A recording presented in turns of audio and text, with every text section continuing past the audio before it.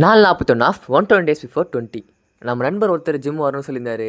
ஆனால் அவரால் காலைல மட்டும் தான் வர முடியுமா? ஸோ நம்ம காலையிலே ஜிம்மு கிளம்பியாச்சு. இன்றைக்கி நமக்கு பேக் ஒர்க் அவுட்டு அதை நல்லபடியாக போட்டுன்னு இருக்கும்போதே அவருக்கு சைடில் அவருக்கு என்னென்ன ஒர்க் அவுட்டு எப்படி எப்படிலாம் போடணும்னு சொல்லியாச்சு.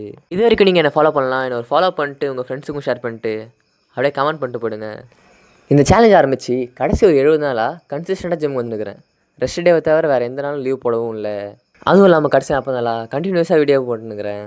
நம்ம ஃபாலோவர்ஸ் கவுண்ட்லேயும் நம்ம ஃபிசிக்லேயும் பெரிய டிஃப்ரென்ஸ் தெரியலாலும் எனக்கு இந்த சேலஞ்ச் ஆரம்பிச்சதுலேருந்து ரொம்ப சாட்டிஸ்ஃபேக்ஷனாக இருக்குது. சரி, அதை விடுவோம். நம்ம ஜிம்மில் ஒர்க் அவுட் முடிச்சுட்டு காலேஜ் கிளம்பணும். அதனால் வீட்டுக்கு வேக வேகமாக போயிட்டு பொறுமையாக சைக்கிள் எடுத்துக்கின்னு கிளைமேட் என்ஜாய் பண்ணிக்கின்னு அப்படியே பாட்டு கேட்டிங்கன்னே பஸ் ஏறிட்டேன். பஸ்ஸில் ஏறினோடனே தூங்கிட்டு அப்படியே காலேஜ் வந்து செஞ்சேன். காலேஜில் சுடத்துக்கு ஒன்றும் இல்லை, அப்படியே திரும்ப ஜாலியாக வீட்டுக்கு வந்துட்டேன். வாயை மூமெண்ட்டை வச்சு என்ன பாட்டு பாருன்னு கண்டுபிடிங்க.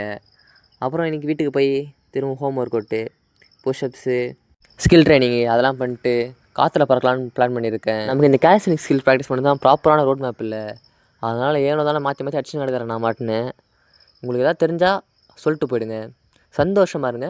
நாளைக்கு பார்க்குறேன். பாய்.